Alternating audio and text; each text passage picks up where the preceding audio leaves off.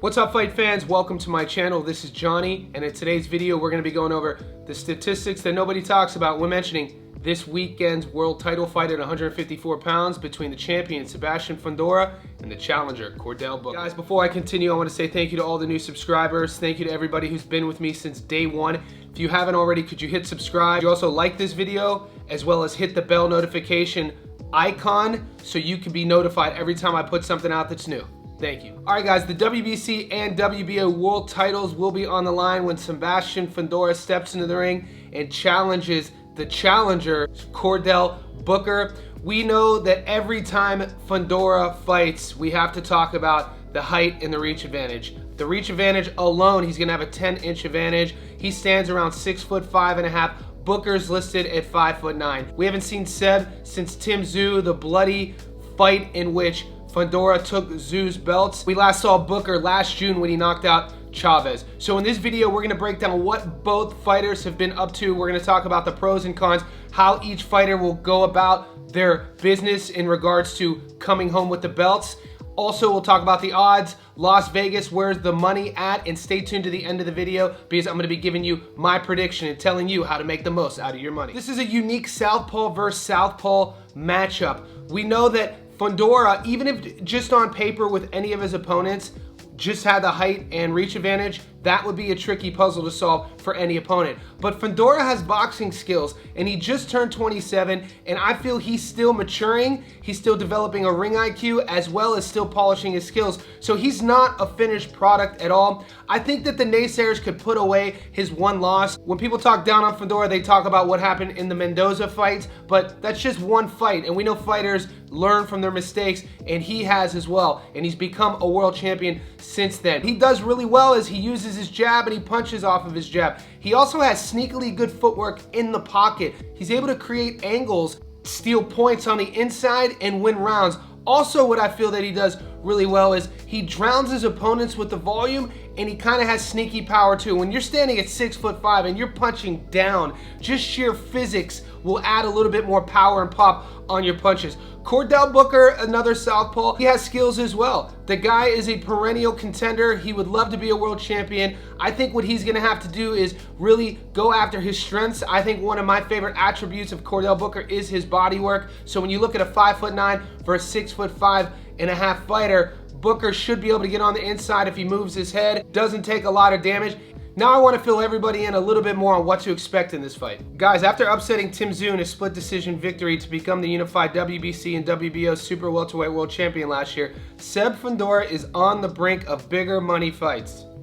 First, Fundora must find a way to get past gritty Chordale Booker from Michelob Ultra Arena at Mandalay Bay Resort and Casino in Las Vegas this Saturday night, in which both of his titles will be on the line. Standing at 6'6" with 80 inches of reach, Fundora has a praying mantis frame from which his jab can poke away at opponents, keeping them at bay, frustrated, and down on rounds. Against Booker, Fundora can pluck away with that stick to keep the challenger out of rhythm. That jab I was talking about, he's constantly moving with perpetual motion. Watch Fundora's split decision win over Tim Tszyu from last year, and you'll see how masterfully the towering Inferno pivots in and out of the pocket, almost like a clock able to go clockwise or counterclockwise. While he is producing this slight movement, Fundora remains pumping out the jab. When opponents do manage to get inside of his massive reach advantage, Fundora is also able to turn that jab into the front end of a stinging combination, making him a complex puzzle to resolve. And that's exactly what I said. Even if he wasn't 6'6" with an 80-inch reach, he still has skills. As aforementioned, Fundora can turn that jab to piece together combinations quickly when needed. Plus, he has deceptive power that erodes opponents' guards and tosses them deeper into the blaze, meaning rounds will pass, his opponents will get frustrated, and then they'll make a mistake. Chordale Booker has never faced an opponent with the unique dimensions of Fundora, but who has? The unified super welterweight world champion is literally a 1-in-1 in boxing. Therefore, Booker would be aided by his ability to change levels to get on the inside, avoid the jab, move his head, get low only to explode upward effectively, and that'll be a major key for Booker. Once inside of Fundora's reach, Booker has to stay there embedded into the pocket. Like I said earlier, the challenger must use compact blows and dirty boxing to chip away at the unified world champion. On paper at least, the phone booth strategy far suits his chances better to leave with the titles in tow. At 5'9" to Fundora's 6'6", Booker's ability to cut the champ down to size will be contingent on the challenger attacking the body. Sitting on his punches to the body, something that Booker already does pretty well, will be critical towards Booker's upset chances and realizing his dream of becoming a world champion. Guys, right now I want to take a closer look at their resumes and see what they've been up to individually. First, let's look at the challenger, Chordale Booker. Guys, Chordale Booker's 23-1 with 11 knockouts. He carries into the ring a 48% career knockout to win ratio, and out of 1,994 middleweights in the world, he's currently ranked number 40. His adoring fans call him the Gift, and the 33-year-old American is a 5'9" southpaw with a 70-inch reach. We last saw him fight Chavez, 14-4 knockout in the 3rd. Vendetti, 23-5 UD in the 10th. Rodriguez, 27-6 knockout in the 2nd. Hernandez, 27-6 knockout in the 7th. So with Chordale Booker, this is a guy who's had championship aspirations. He only has one loss. That was in 2022 to Ammo Williams. So this is kind of my hesitation when I'm thinking about who I'm picking in this fight.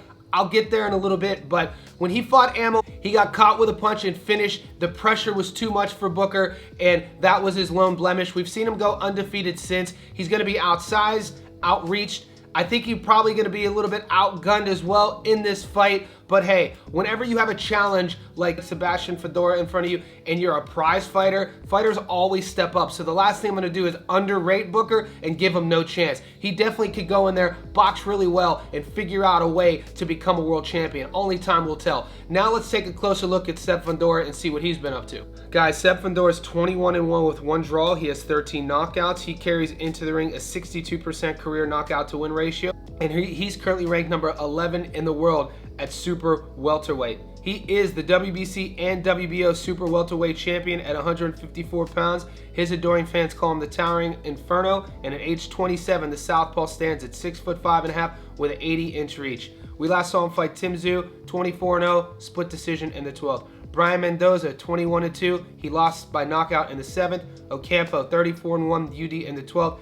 Erickson Lubin, 24-1, finished him in the 9th. So just like his opponent, Chordale Booker, they both have one loss. That one loss came by stoppage. So when you hear his naysayers, they bring that up as well. Boxing fans are as fickle as we could get. You guys already know that. If we find one little chink in your armor, the haters will constantly focus on that rather than on the benefits and the positives. Look, the positives are this. This kid is a world champion. He has 2 belts around his waist. Watch his social media. He doesn't post a lot, but when he does, it's him training. You see his work ethic. He's very family oriented, and the reason why that's important is because you know his values are specifically hard work and winning, and it's hard to bet against a guy at 154 pounds when he has that height advantage. I can't speak about that enough. Tricky southpaw as well. He's very skilled, and like I said, he's still developing. When I look at these guys side by side, it's impossible to look at the height advantage.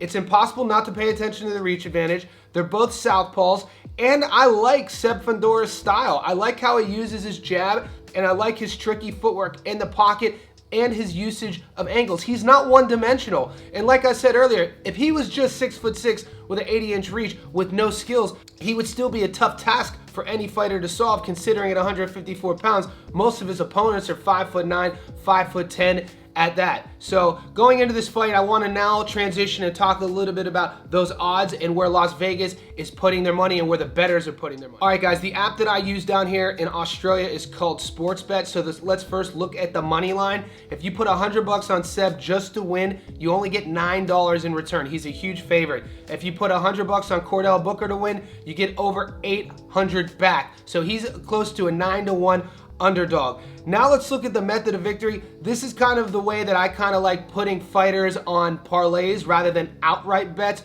which you could find a little bit more juice if you just choose the method of victory, either a decision or a knockout. With Seb Fundora to win a points decision, you get $340 back, so 100 pays you $340. That means that if he does knock Booker out and you picked him on your parlay by decision, you lose that ticket. Seb Fundora to win by knockout, $1.52. This adds juice from a little bit over a couple bucks back on him winning to 52 back on 100. The draw's 26-1. Chordale Booker to win on points decision, 21-1. So the odds are super far away for Chordale to outbox Fundora the whole time, go to a decision and win. 100 gets you over 2,000 back. Booker to knock Fundora out, that's a bigger underdog than actually him winning either by decision or knockout. It's close to 12-1. 100 gets you $1,200 back. And I'm gonna put this on a parlay, and like I always say, I will put that ticket in the community section so you can see it before the fight starts.